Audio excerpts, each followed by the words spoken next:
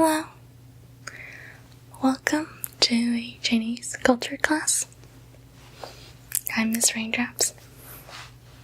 Today we will be talking about self-reference pronouns in Chinese historical dramas.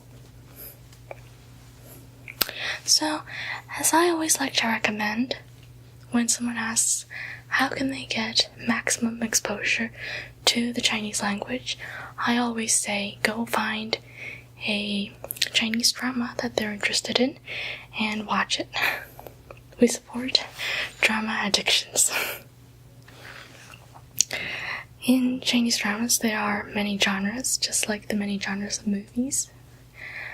In particular, the popular kinds are either modern life, school life, or more on a fantasy level, the historical Chinese dramas. And within these historical Chinese dramas, there can be palace life, or wuxia, and more recently, adaptations from immortal romance novels. So an example of these dramas, maybe you've seen one. The typical wuxia ones are redone every few years. They include Legend of the Condor Heroes, Return of the Legend of the Condor Heroes, Laughing in the Wind. These are basically works by Qin Yong, and his wuxia genre novels are very popular and very famous. But there are other wuxia authors that sometimes get their works serialized as well. And other more recent historical dramas include Eternal Love, which is a immortal love story drama, or The Empress of China. This is a palace drama about the first and only female emperor of China, and others, so on and so forth. My favorite drama of all time is Nirvana and Fire, Lang Ya Bang, which is a revenge story. But either way,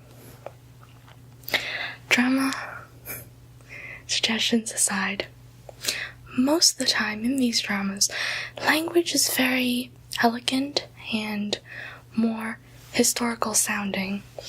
Of course, they're not 100% historically accurate. Most of the characters speak as if they are in Chinese, modern Chinese languages, but with more elegant idioms and sayings thrown in.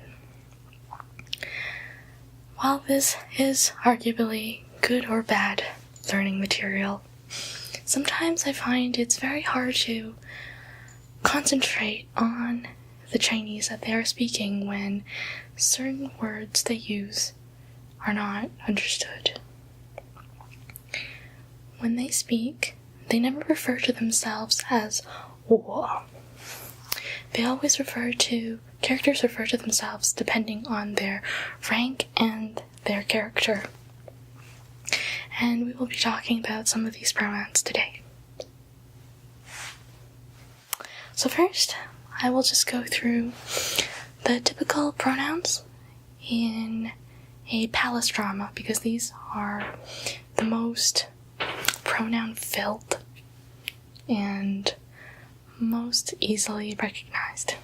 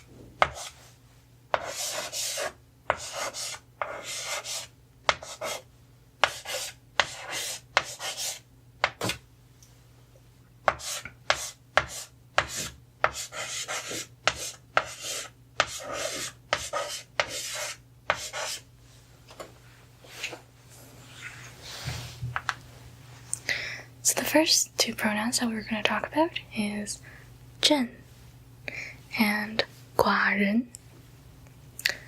朕 is used by all emperors after Qin Shi Huang to refer to themselves as the Emperor 朕.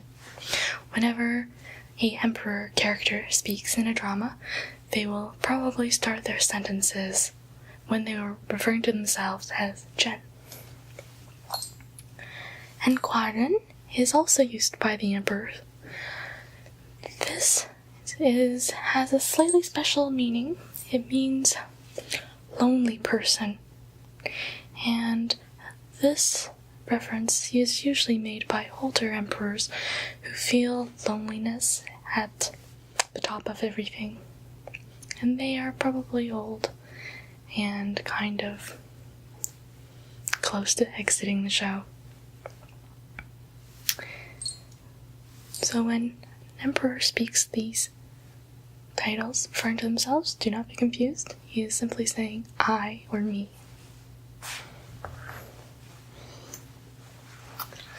The stroke order for 朕.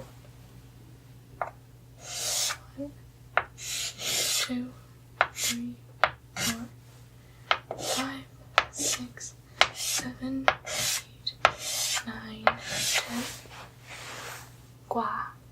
1, 2, 3, 4, 5, 6, 7, 8, 9, 10, 11, 12, 13, 14, and 1, 2.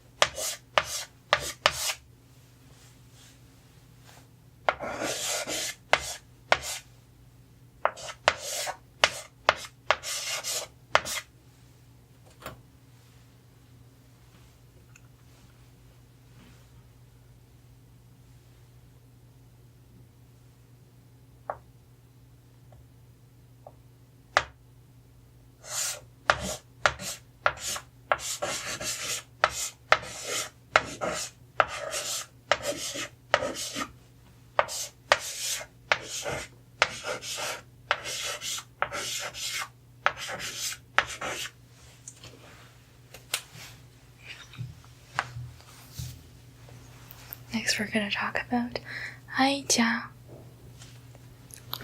哀家. 哀家. This is usually used by the Empress Dowager, meaning the previous queen or empress of the previous emperor. And if any previous imperial concubines still exist in the palace, they could also use this as well, but it basically means, I means sorrowful, so this is a very in mourning person, and this is really only used by the woman whose husband has passed away, usually the emperor. And of course, this term can't be used by commoners.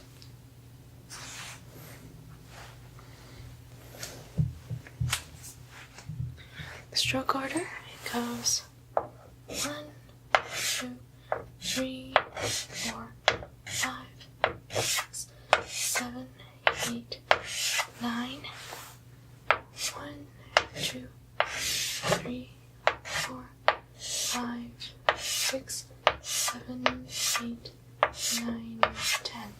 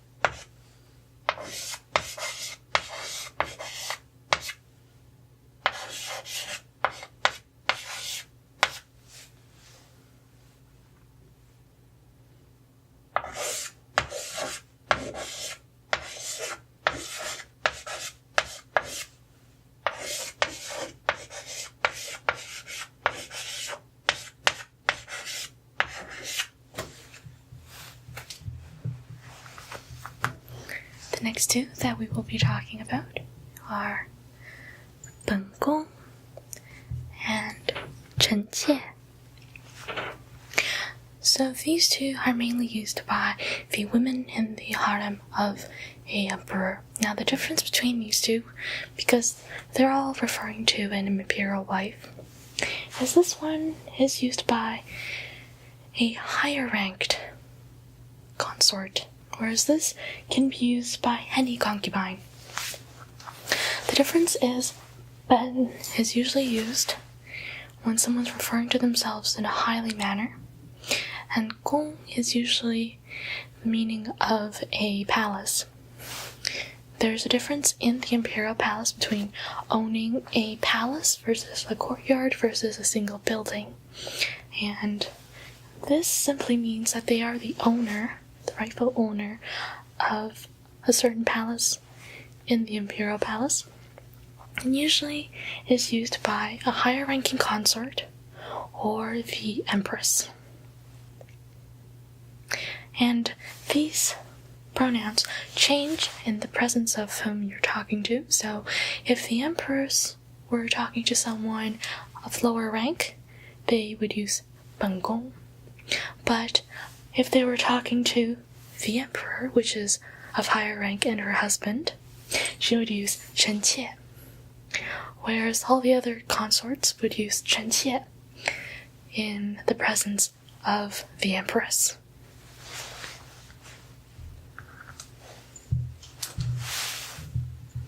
The stroke order as follows. 1, 2, 3, 4, 5. 1, 2, 3, 4, 5, 6, 7, 8, 9. 1, 2, 3, 4, 5, 6, 7. 1, 2, 3, 4, 5, 6, 7, 8.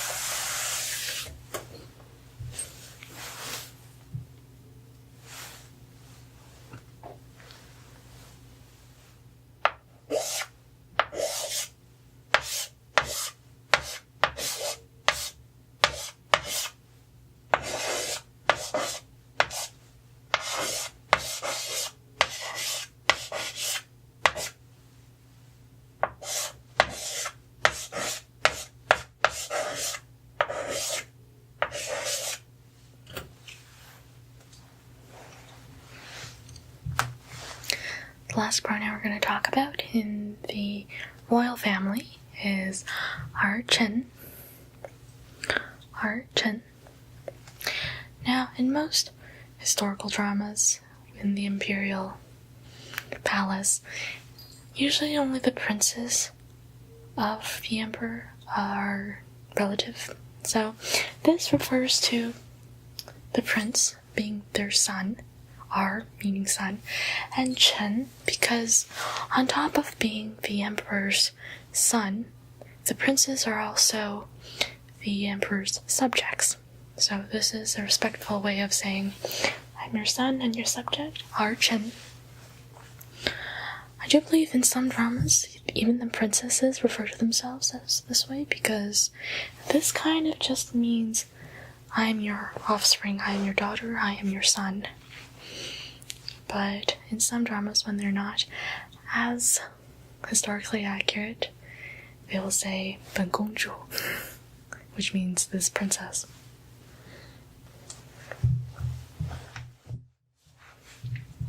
The stroke order goes 1, 2, 1, 2, 3, 4, 5, 6, 7.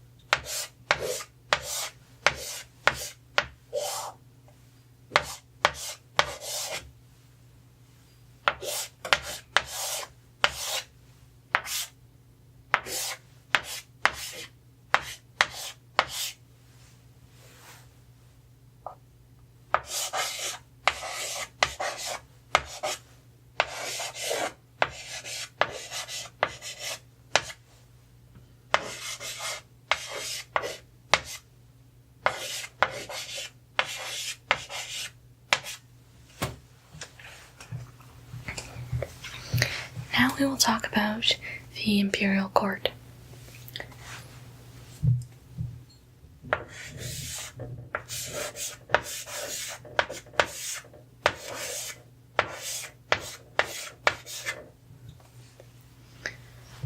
The most common pronoun you'll hear is 本官 or 微臣. These are just standard titles that most government officials will declare themselves. The difference is 本官 is for a person who is talking to a person of lower rank to them. They're elevating their own status by saying 本, this government official, 本官. Whereas 微臣, 微 means small or not important, and 臣 is subject. So 微臣, when someone is saying that to the emperor, they're proclaiming their loyalty, their position, and their humbleness. And this is usually only used when a government official is talking to someone of higher rank or the emperor.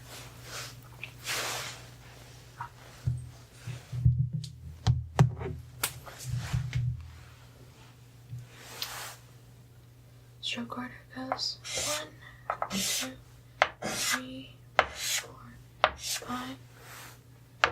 1, 2, 3, 4, 5, 6, 7, 8. 1, 2, 3, 4, 5, 6, 7, 8, 9, 10, 11, 12. 1, 2, 3, 4, 5, 6, 7.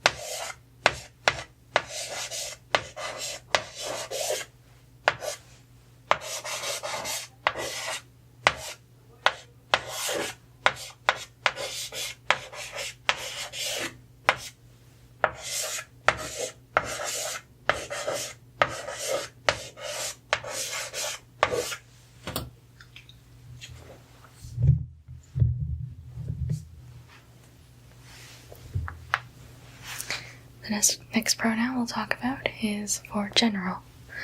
本将, 本将 or 末将, 末将. So both of these are talking about a general. The difference is, again, whom the general is talking to. 本将 is when he's talking to anyone that he's in control of, his soldiers, his captains, and 末 is meaning he is lower in rank. So this is when he's talking to a higher general or the emperor.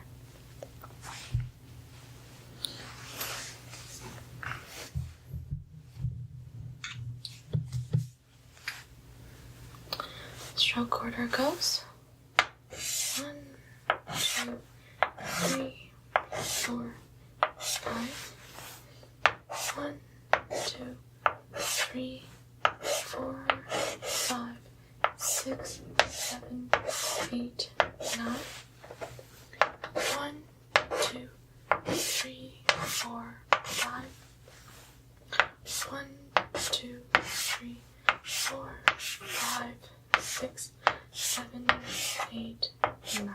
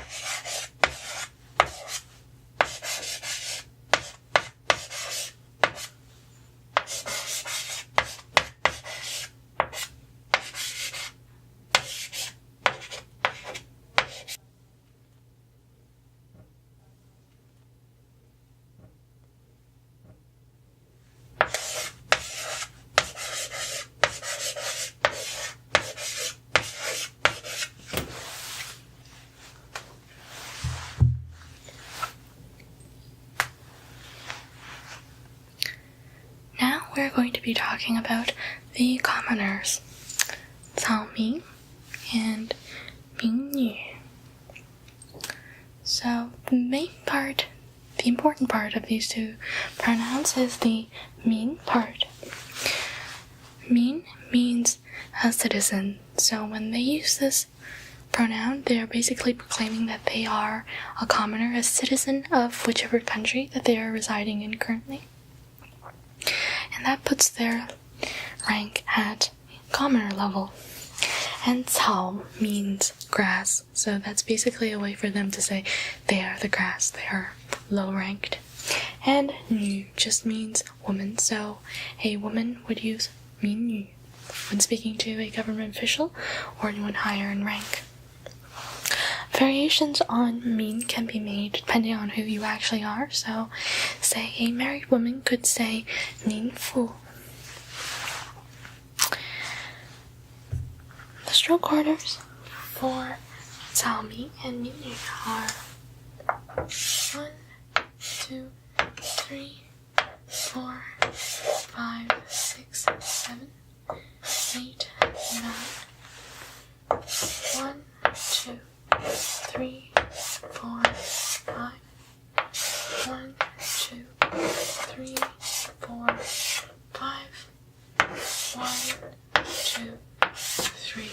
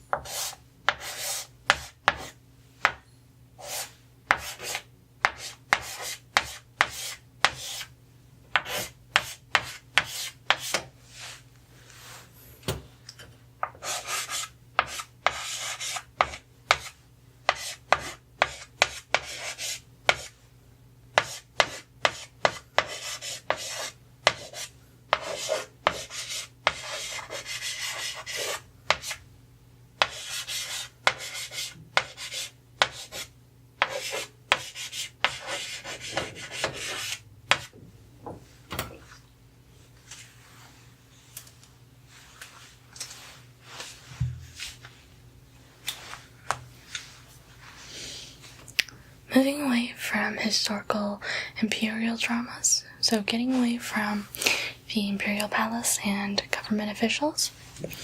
These are some of the pronouns you might hear in 武侠 drama. So first, the most common way for a man to refer to himself in a historical drama is 在下,在下,在下. This doesn't indicate rank as strongly as all the previous pronouns. This is simply a polite way of a person to refer to themselves when talking to a different person and lowering their status by a tiny bit to not come across as being narcissistic or stuck up. This is pretty much a way for the speaker to indicate to the person that they're speaking to that they're equals, but I respect you, so I'm going to lower myself down a little bit. The other two, 小声 and 晚声, are used by, again, males. 小声 is usually a student or a very young person, young by the whole age range of humans standard, so maybe they're still under their 20s, so maybe in their teens, maybe younger. 小声 is when they use when a person who is a student or of that age speaks to an elder person. And 晚声 doesn't have to be a young person, but they are young relative to the person that they are talking to. For example, if you were a male talking to a person of a generation older, such as a uncle, or even maybe 2 generations older, out of respect, they would declare themselves 晚生, because they were born later.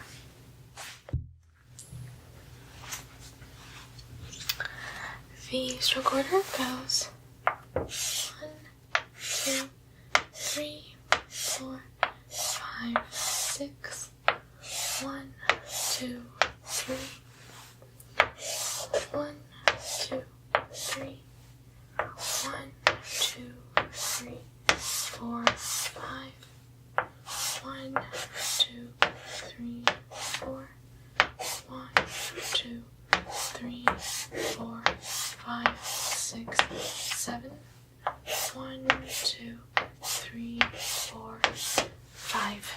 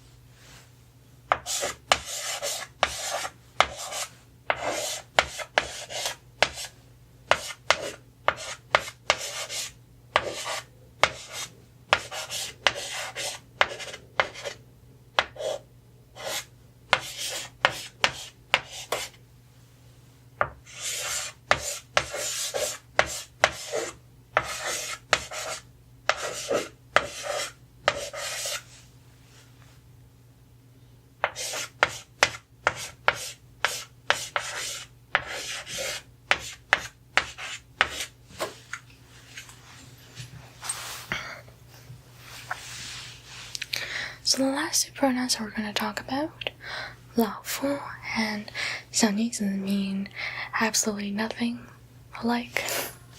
老夫 is usually used by a older man, usually older than maybe 60, 70, They usually have an appearance of flowing white hair, maybe white eyebrows, maybe a beard. And they're generally viewed as very wise or know a lot of things. But basically means old husband, although husband is just a way to refer to one person as an older man.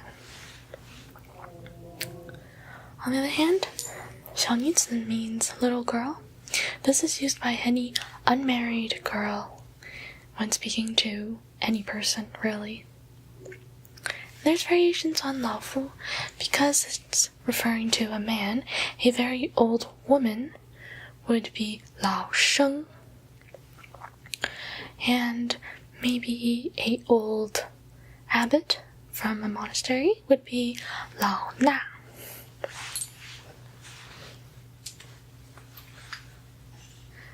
The stroke order as follows: 1, 2, 3, 4, 5, 6.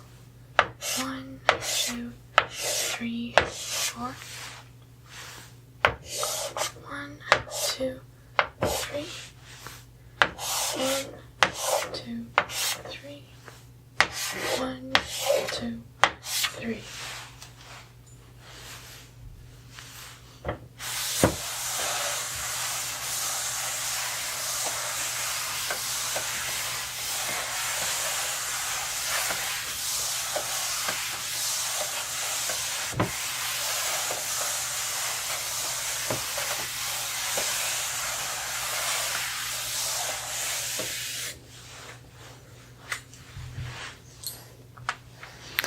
Well, that concludes all of the pronouns that we're going to be talking about today.